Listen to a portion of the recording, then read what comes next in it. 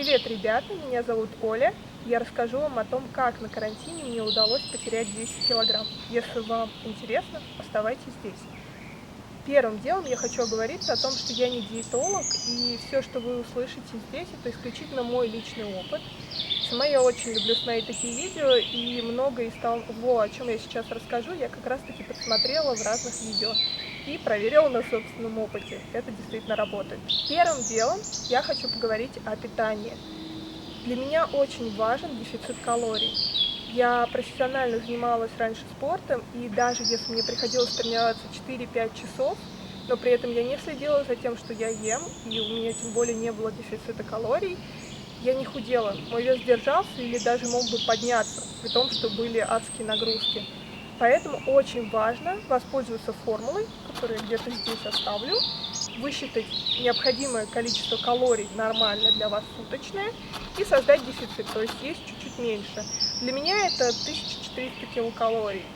И когда я худею, я съедаю где-то на 1300 килокалорий. И еще есть такой прием, когда вы создаете калорийные качели, когда один день вы едите на 1300 килокалорий, потом на 1000, потом опять на 1300, потом на 900 на 1300, потом на 700 на 1300, и так можно опускаться, насколько вам будет комфортно, и возвращаться обратно.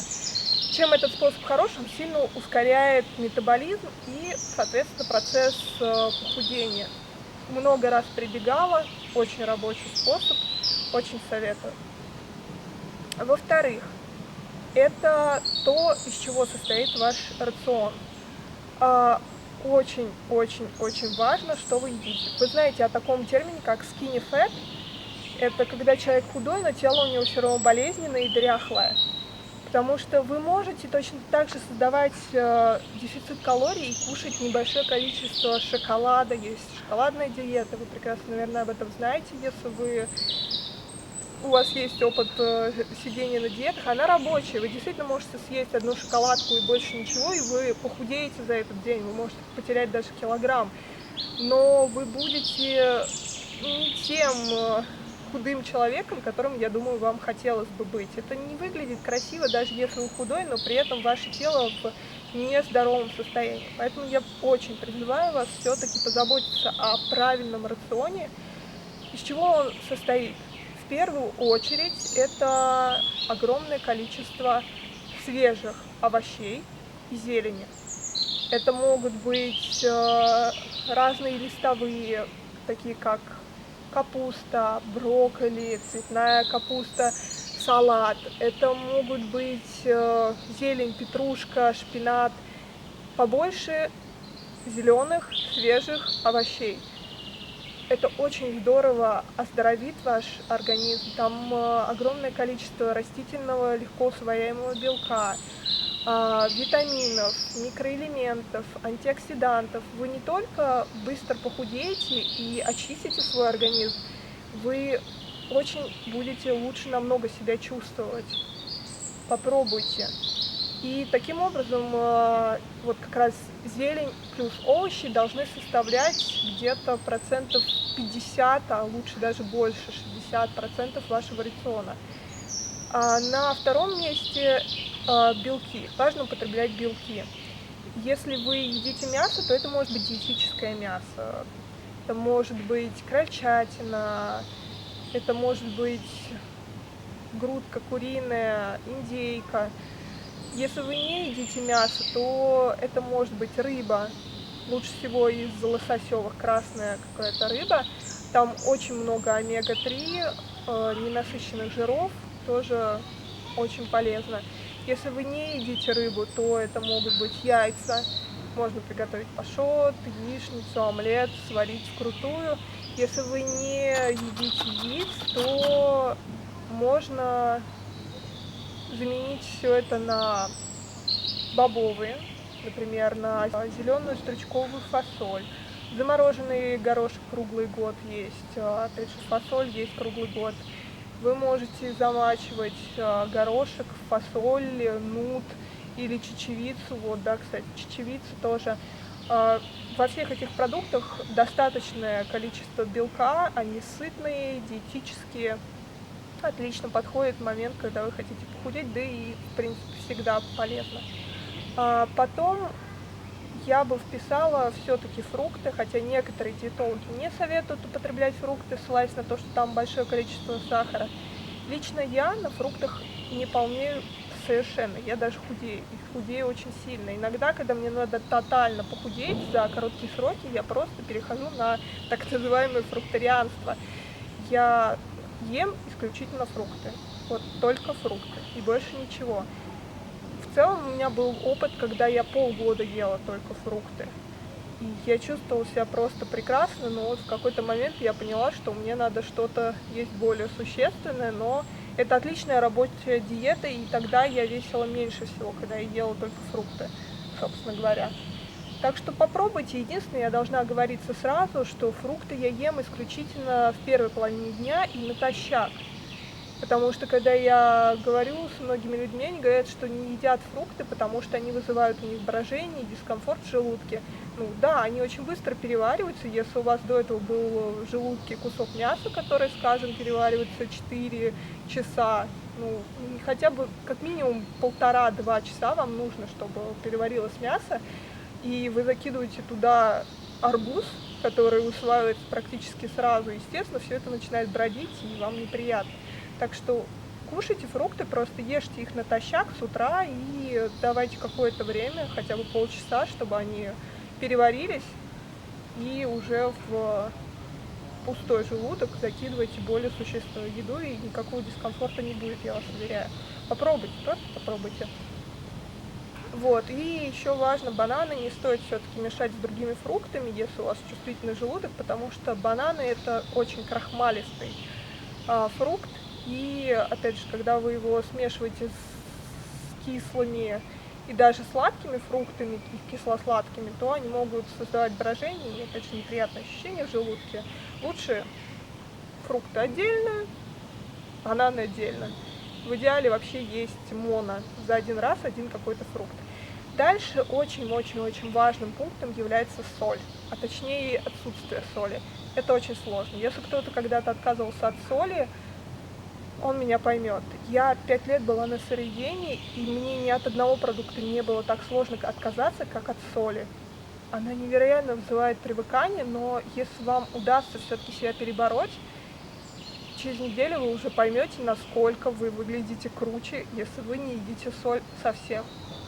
Она вызывает очень сильно, на самом деле, отечность, так же, как и молочка, и ну, серьезно, просто попробуйте отказаться от нее на неделю. Вы не узнаете свое тело и свое лицо. Соль можно заменить. То есть я не призываю к тому, чтобы тотально есть пресную еду и мучить себя. Например, я очень люблю употреблять салаты с соком цитрусовых. Не только лимона, но и мандарина. Я очень люблю отрезать половинку мандарина и выжимать ее в салат. Очень вкусно.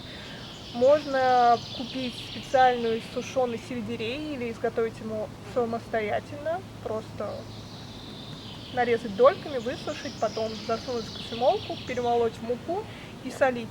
Сельдерей сухой очень соленый.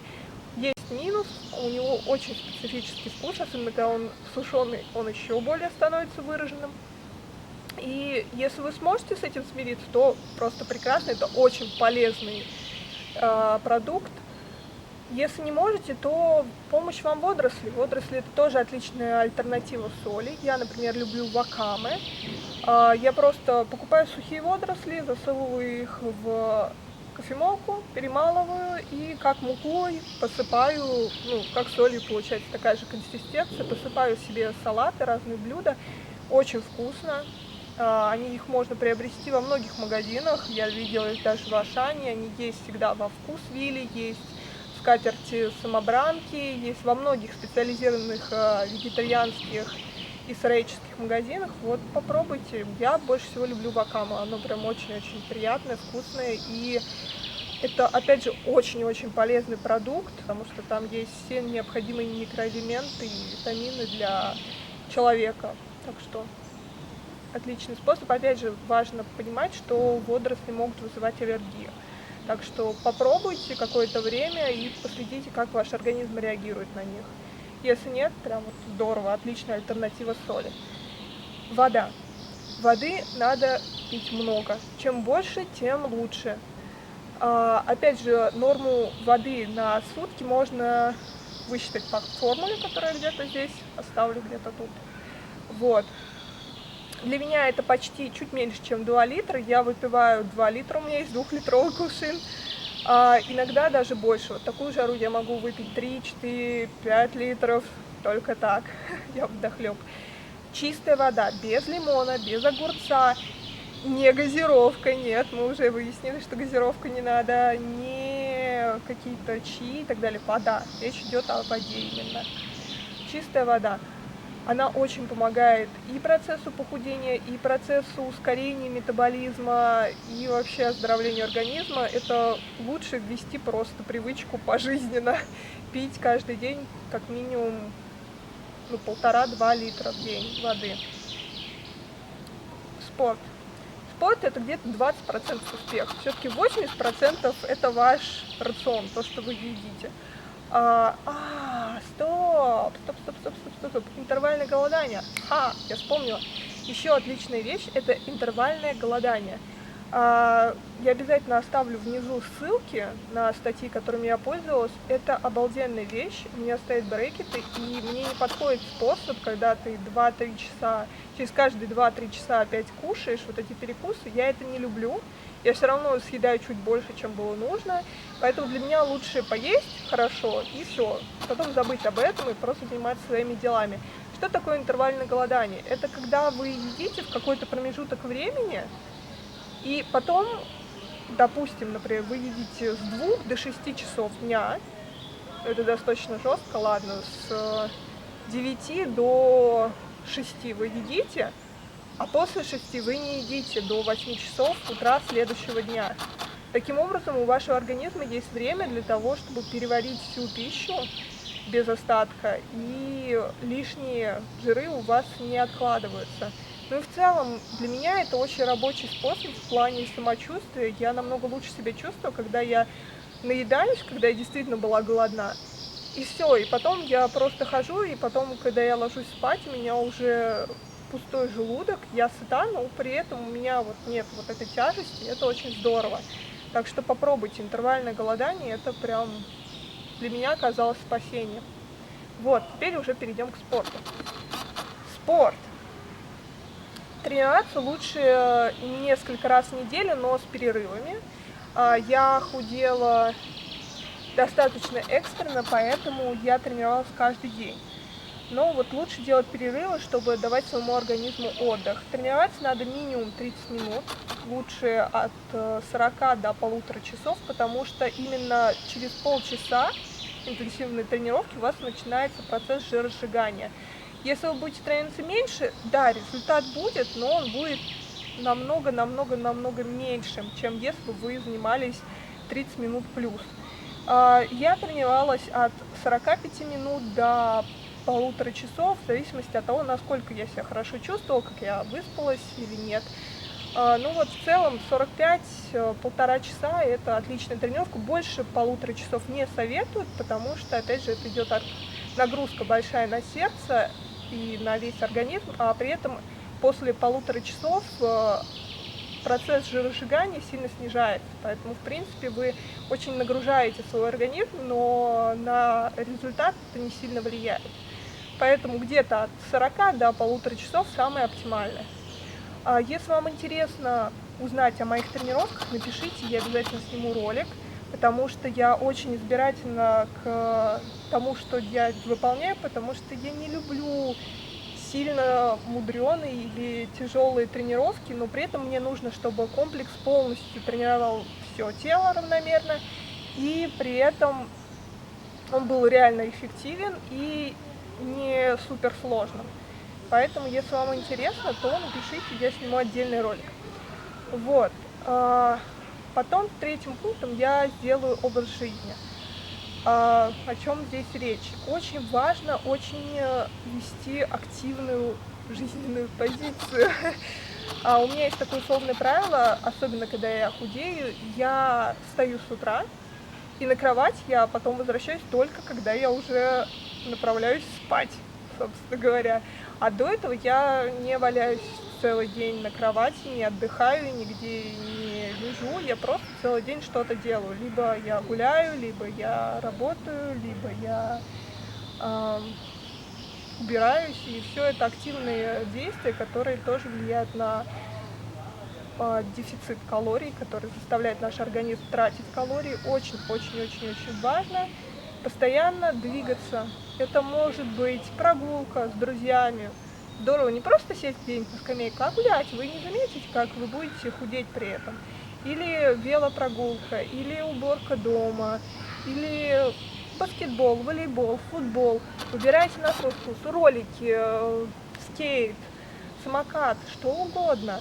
Все это очень здорово поможет вам в похудении. Просто старайтесь как можно больше находиться на ногах и что-то делать, и вы удивитесь, как быстро вы начнете худеть. Потому что, присмотритесь к людям, которые говорят, что они не могут похудеть. Скорее всего, они целый день просто батонятся на диване и ничего не делают. Поэтому не будьте как эти люди. Двигайтесь. И вредные привычки. Очень-очень-очень важный момент бывает, когда люди просто даже не замечают, что они кушают. Как правило, это происходит тогда, когда мы что-то смотрим, например, на любимом ютубчике. Мы при этом можем схомячить кучу калорий и даже не заметить как. Чтобы избавиться от этой дурной привычки, я стала постоянно с собой брать кувшин с водой. Мой любимый 2-литровый кувшин с водой. Просто когда я смотрю видосик, я пью воду, и с одной стороны я выпиваю всю необходимую воду, с другой стороны я не потребляю лишние калории. Идеально. Плюс есть такой прием, я забыла, это по имени какого-то актера, который придумал. Он одевал цепочку на талию, и как только он наедал себе живот до какого-то уровня, то цепочка начинала неприятно давить, и поэтому он не объедался. Это я посмотрела у Евгении Стрелецкой. Спасибо большое. Вот. Очень эффективный способ. Можно использовать какой-то ремень. Просто застегните его в момент, когда у вас пустой желудок. Садитесь с этим ремнем кушать, и в момент, когда у вас наполнится желудок, вы просто будете чувствовать дискомфорт, и сначала это вас будет сильно злить, а потом в какой-то момент вы будете просто останавливаться и не переедать. Отличный способ. Очень здорово помогает, когда вы перед едой, это глупый, банальный способ, но он работает. Когда вы хотите что-то съесть, вы сначала оденете что-то обтягивающее, подойдите к зеркалу, оцените свою фигуру, и поверьте, если вам не понравится отражение, скорее всего, вы не захотите есть лишнего. И наоборот, когда вы видите, что у вас стройное тело, то вам не захочется портить этот результат. И, к слову, опять же, возвращаясь к своим представлениям, очень важно определиться с тем, для чего вам это нужно. Я бы даже поставила это первым пунктом, а не питание. Потому что если у вас не будет стоящей мотивации, любой пирожок будет сбивать вас с пути, любая плохая погода будет вызывать нежелание заниматься, и вы просто сдадитесь, так и не начав. Поэтому определитесь, для чего вам это нужно и когда вам это нужно. И помните об этом. И главное, пробуйте. Если вдруг вы срываетесь, у вас что-то не получается, не останавливайтесь. Посмотрите на детей, сколько раз они падают, у них ничего не получается. И если бы они могли говорить, я думаю, они бы нам сказали, что они по всему этому поводу думают, и сказали: не-не-не-не, ребята, мы не хотим ходить, разговаривать и так далее, нам не нравится. Вот. Они очень целеустремленные, будьте как дети. Ставьте цели, идите к ней. Будьте здоровы, красивы. Всем пока. Лайк, подписка.